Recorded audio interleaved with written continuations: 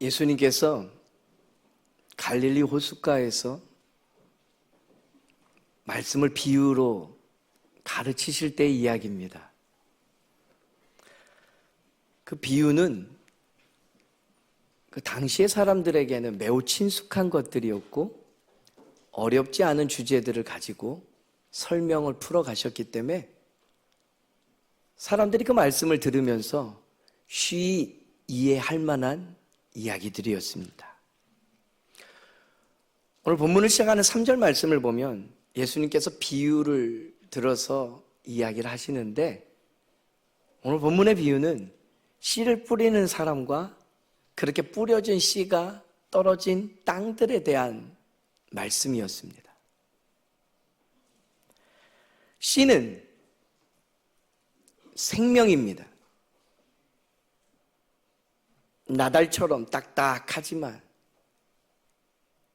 그것이 땅에 심겨지면 우리는 죽은 줄 알고 버려진 줄 알지만 그것이 시간이 되어 땅을 뚫고 올라오면 생명이 살아있음을 우리는 보게 되고, 그러게 씨는 또한 잠재력입니다.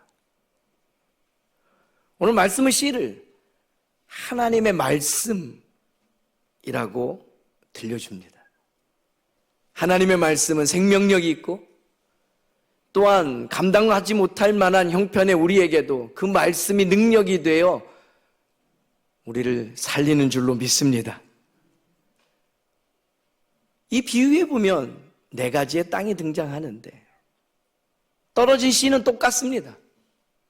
여전히 생명력 있고 잠재력 있고 전능하신 하나님의 말씀입니다. 그런데 그 말씀이 뿌려졌을 때 떨어진 땅, 그러니까 말씀을 받아들이는 사람들의 그 마음의 형편에 따라서 그 능력이 나타남이 전혀 다르다라는 거죠. 말 그대로 땅은 말씀을 받아들이는 우리의 마음을 이야기합니다. 오늘과 다음 주까지 이어서 2번에 걸쳐서 이 본문의 말씀에 4가지 마음밭을 좀 살피면서 우리네 마음밭이 어디에 해당하는지, 오늘 떨어지는 이 하나님의 말씀이 내 어떤 형편의 마음밭에 떨어졌는지, 그 땅에 제한된 것들, 묶인 것들, 눌린 것들을 우리가 어떻게 극복해 나갈 수 있을 것인지 말씀의 지혜를 구하고 또 고민하는 가운데 우리의 믿음의 결단들을 이뤄내면서 하나님께서 우리에게 원하시는 그 마음밭을 기경해내고 그 은혜를 노래할 수 있는 저와 여러분 되기를 바랍니다. 첫 번째 그 마음밭은 길가였습니다. 무관심하고 무감각한, 무엇이 심겨지거나 들어가기 어려운 딱딱한 형편의 땅 말입니다. 오늘 본문의 4절 말씀이 그것을 이렇게 기록합니다. 한 목소리를 읽도록 하겠습니다. 뿌릴새 더러는 길가에 떨어짐에 새들이 와서 먹어버렸고. 2000년 전 팔레스타인 지역에 웬만한 사람들은 그냥 살아가는 형편 속에서 누구나 마주할 수 있는 이야기를 비유로 드셨습니다. 씨앗을 흩뿌립니다. 길가에 떨어졌다는 거예요. 길가는 물이 없습니다. 씨앗을 받아낼 만한 부드러움도 없습니다. 하나님의 말씀을 듣지만 무뎌진 채로 무감각하게, 무관심하게 그냥 이 한 시간을 때우고 허비하고 살아갈 때가 우리 안에 있습니다. 성경에 보면 하나님께서 하나님의 백성들의 그 마음밭을 돌같이 굳은 마음이라고 여러 번 표현하신 것들을 우리가 들어보게 됩니다. 길가입니다. 하나님의 말씀이 선포되지만 그 말씀은 귀에 하나도 들어오질 않는 거예요.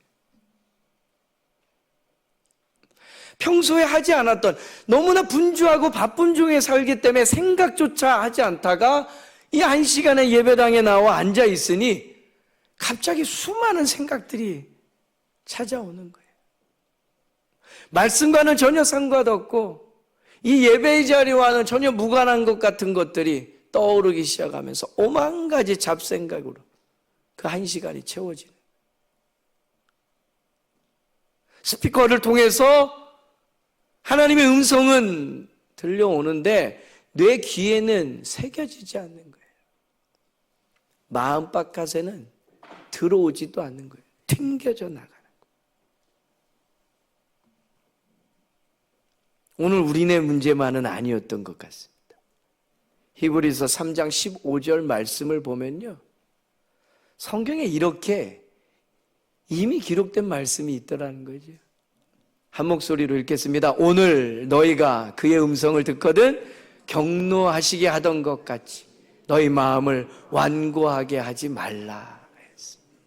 그러니까 하나님의 음성을 이스라엘 백성들이 그 이전부터도 듣고 살았는데 그 하나님의 말씀을 듣지만 그 마음이 완고하여져서 오히려 하나님의 마음을 경노하게 하는,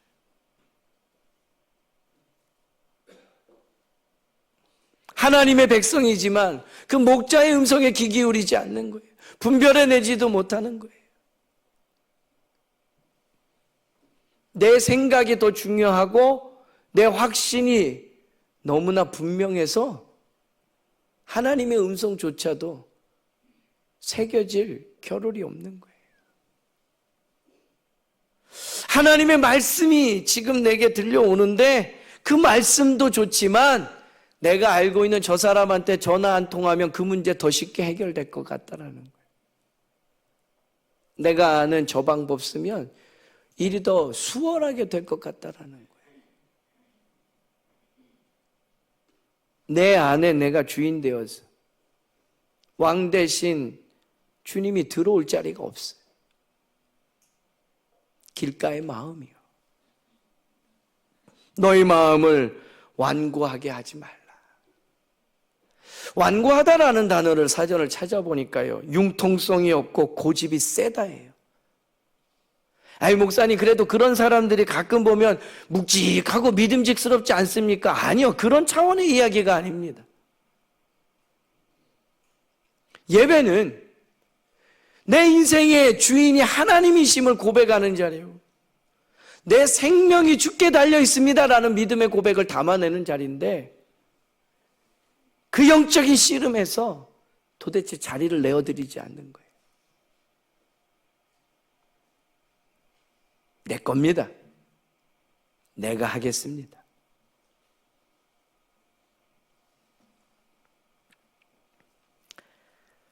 마태복음 23장에 보면요, 예수님께서 서기관들과 바리새인들을 여러 차례 언급하면서 이야기하시는 장면이 등장합니다. 서기관들과 바리새인들이 어떤 사람입니까? 하나님의 말씀과 율법에 능한 사람들이. 그들을 향해서 예수님께서 이렇게 말씀하십니다. 한 목소리로 읽어보겠습니다. 서기관들과 바리새인들이 모세의 자리에 앉았으니 그러므로 무엇이든지 그들이 말하는 바는 행하고 지키되 그들이 하는 행위는 본받지 말라. 예수님께서 이들을 인정하신 겁니까? 인정하지 않으신 겁니까? 바리새인과 서기관이요, 율법에는 전문가입니다. 아니, 그러고 보니 2000년 전 예수님의 말씀을 가장 많이 들은 부류 중에 한 사람이 이들입니다. 도대체 무슨 말을 하는가 쫓아다녔잖아요. 제일 많이 들은 사람 중에 한 부류가 이들입니다. 문제가 뭡니까? 하나님의 음성으로 들으려 하지 않았어요. 내게 주시는 은혜의 말씀으로 새기려고 하지 않았어요. 무슨 말을 하려는가? 트집 잡고 꼬투리 잡으려고. 길가와 같은 마음. 직접 예수님을 대면해서 그 음성을 듣노라 하는데 그 하나님의 구약의 말씀과도 연결고리가 어떻게 되는지도 너무나 잘 아는 사람들인데 길가와 같아서 튕겨져 나가는 거예요.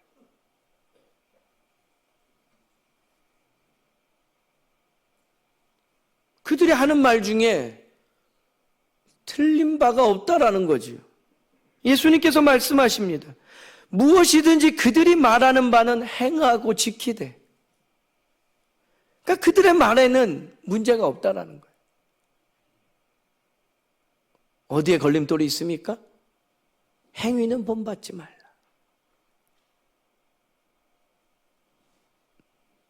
하나님의 말씀은 있어서 떠드는데 그것이 그들의 삶의 능력으로는 나타나지 않는다는 거예요. 예배는 드리는데 하나님과는 전혀 상관없는 삶을 살아갈 수가 있어요. 두렵고 떨리는 음성이죠.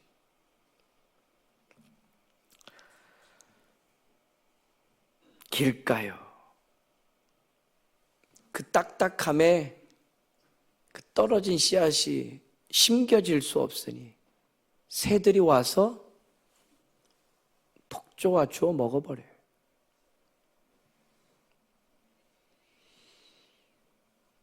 말씀은 많이 들어서 아는데 내 가슴에 새겨져 있지 않아서 그 말씀대로 살아가는 거는 불가능한 사람들.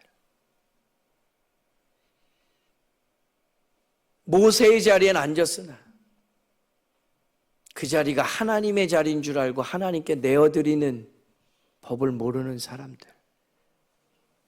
예수님께서 이런 바리새인들의 완고한 마음을 보시면서 그 교만함과 높음을 보시면서 말만 하고 행하지 않는 그들을 보시면서 이렇게 이야기하셔요. 화 있을진저 외식하는 자들아, 화 있을진저 눈먼 인도자요. 오늘 이 아침 우리의 마음밭은 어떻습니까?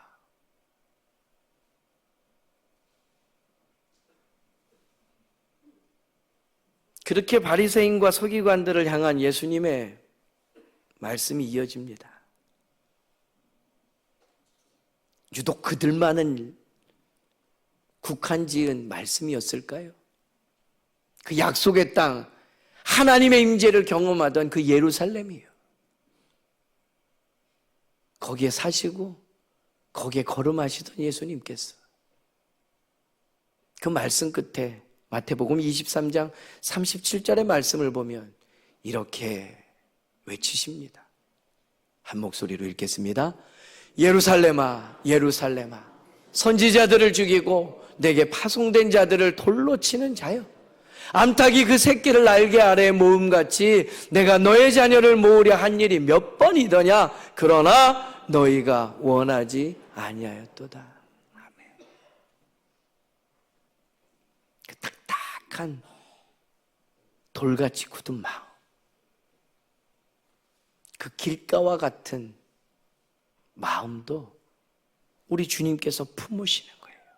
예루살렘아, 예루살렘아.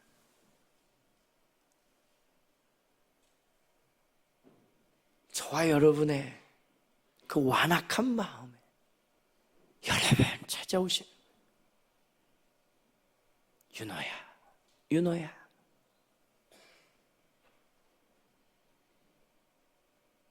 오늘 이 아침 이 길가와 같은 굳은 마음을 어떻게 제하여 버릴 수 있을까요?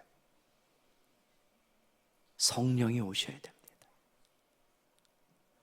성령 하나님께서 은혜의 담비를 내려주셔야만 이 딱딱한 굳은 마음이 부드러운 살처럼 녹아지고 그곳에 하나님의 말씀이 심겨지고 새겨질 수 있는 거예요. 오시옵소서, 오시옵소서.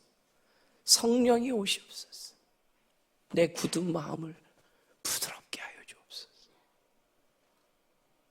하나님의 말씀에 관심 없고 그 음성에 귀 기울이지 않던 우리에게 오셨어. 그 말씀이 생명이 되게 하시고 능력이 되게 하심을 경험하는 은혜가 이 아침 저와 여러분 가운데 일어나기를 간절히 소망합니다. 두 번째 마음은요, 돌밭입니다. 듬성듬성 심겨질 만한 흙이 보이지만 큰 돌들이 짓누르고 있는 형편이에요. 뿌리가 없어서 곧 시드는 우리네 마음이요. 돌밭은 이런 겁니다. 하나님의 말씀이 선포되고 아멘 하고 받기도 하고 그것이 능력입니다. 체험하기도 하면서 고백하고 자랑하기도 하지만 이내 며칠 못 가는 거예요. 조그마한 어려움과 시련이 고난이 찾아오면 내가 알고 있는 수단과 방법 다 동원해서 이 고난 앞에 하나님께서 나를 어떻게 살아가게 하시는가에 대한 고민 없이 왕 대신 주의 임재를 바라면서 무릎 꿇고 하나님 이 문제 앞에 내가 어떻게 믿음으로 반응해야 됩니까? 라 상관없이 익숙한 방법과 수단을 통해서 일을 풀어나가지. 내가 해놓고는 그래도 하나님께서 은혜 주셔서 했다라는 희한한 고백을 담아냅니다.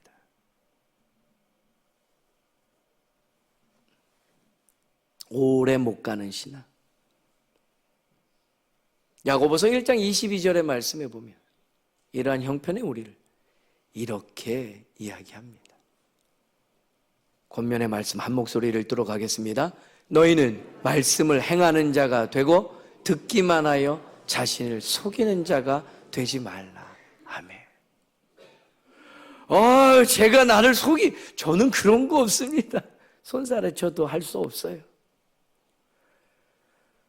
말씀은 우리의 삶의 행함으로 나타나야 되는 거예요. 듣기는 많이 들었는데 오래 못 가요. 스스로를 속이는 자라고 우리를 깨우치십니다. 이 전도 특강도 준비되고 있다고 하는데 이 봄을 맞아서 우리가 뭔가 영적인 활동을 하려고 내 안에 새겨진 이 기쁨과 감사를 전하지 않고는 견딜 수가 없어서 막 복음을 선포하고 누군가를 예배의 자리로 초대하고 하나님에 대한 이야기를 좀 이어가고 싶을 때가 있어요. 그런데 대부분의 사람들의 반응은 그래요. 다 알아. 들어봤어. 내가 알아서 할게. 예전에 이런 사람들을 썬데이 크리스찬이라고도 하고요. 또는 요즘은 휴대폰으로 성경을 많이 보지만 일주일 내내 성경은 집에 그냥 고이 모셔둔 책꽂이에 꽂혀져 있는 것이 되고 주일에 한 번 어디 뒀더라 찾아가지고 가져오면서 먼지 쌓여있으니 후 불고 탁 털어서 깨끗하다 가져오니까 후딱 성도라고도 얘기하고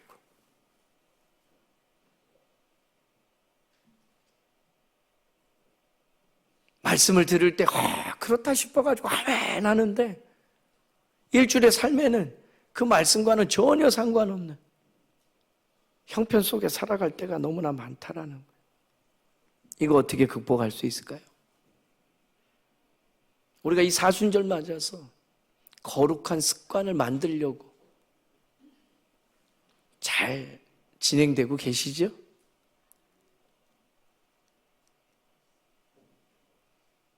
어떤 분은 이걸 그렇게 표현하더라고요. 체질화된 경건이라고. 그러니까 몸에 배는 거예요. 내 습관이 무엇으로 반응하고 있는지를 살펴보면서 믿음대로, 말씀대로 반응하기 위해 습관을 만드는 거예요. 하루의 시작을 말씀으로, 하나님의 영광 올려드리는 찬양으로, 오늘 하루에 주어진 일 내가 감당하지 못할 것들 때문에 기도로, 몸에 밴 것들은 오래 머뭅니다. 무엇이 습관처럼 드러나고 계십니까? 거룩한 습관을 만드는 일에 이 사순절 더욱 힘쓰는 저와 여러분 되기를 바랍니다. 한 번은요, 예수님을 따르던 수많은 사람들이 있었는데 이제 그만 따르겠다는 겁니다. 그리고 떠나가는데 돌아오지 않더라는 거예요. 무슨 일이 있었을까? 어떤 사연 때문에 그러지? 예수님을 만났는데 뭔 실망이 그렇게 커서 그 믿음의 자리를 떠나지? 그런 궁금함이 들 때가 있어요.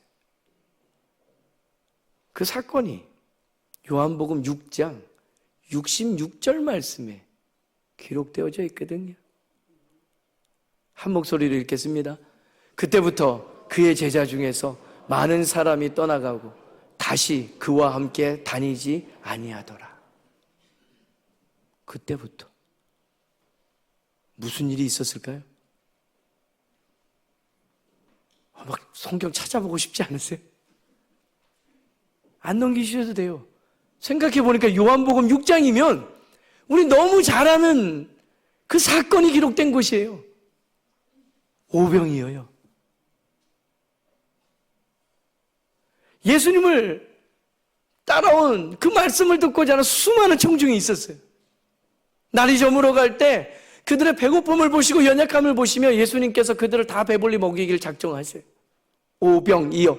물고기 2마리와 떡 5개 고작 손에 쥐어도 별 볼 일 없는 것 가지고 그들에게 기도하시고 나눠주기 시작하는데 5,000명이 배불리 먹고도 남음이 있었더라. 할렐루야.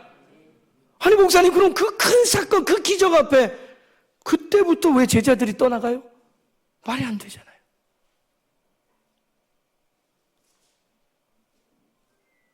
오병이의 사건, 그 기적은요, 예수님께서 정말 하시고자 하는 말씀은 아니었어요. 우리는 그 기적 앞에 놀라 자빠질만 하지만 예수님은 그 기적을 베푸신 후에 진짜 하시고자 하는 말씀을 이어가셨어요. 나는 생명의 떡이라.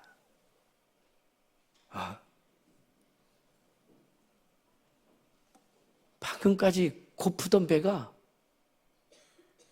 그 빵과 물고기로 말미암아 배가 불러졌어요.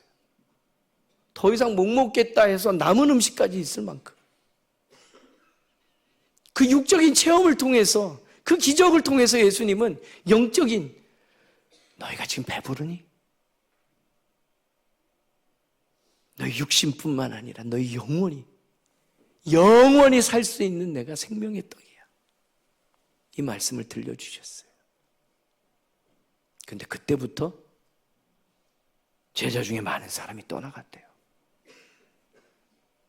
다시는 그와 함께 하지 않았대요. 우리는 기적을 바랍니다. 주님 고쳐주옵소서. 주님 회복시켜 주옵소서.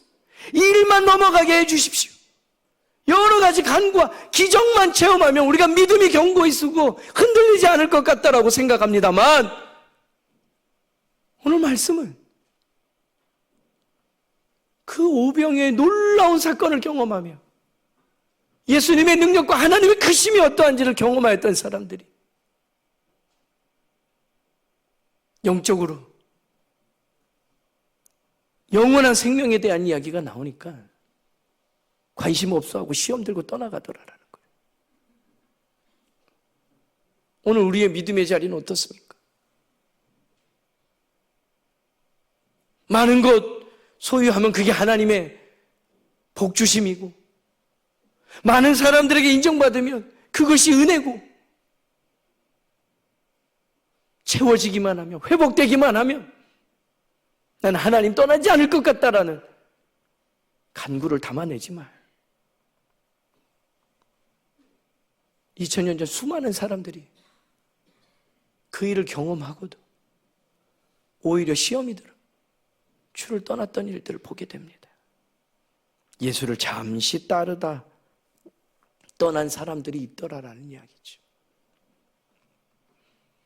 그리고 보니 구원은요, 새롭게 된다는 건요, 기적을 체험한다고 되어지는 일이 아니라는 거예요. 회개한 사람, 믿음의 고백을 담아내는 사람이 그 은혜를 누리는 줄로 믿습니다. 사람들이 떠나가기 시작했어요. 예수님께서 묻습니다. 너희도 가렸느냐? 그때 베드로가 이야기합니다. 영생의 말씀이 여기 있으니 누구를 따르리까? 오늘 우리의 마음은 어떤 마음밭입니까? 돌밭이 있습니다.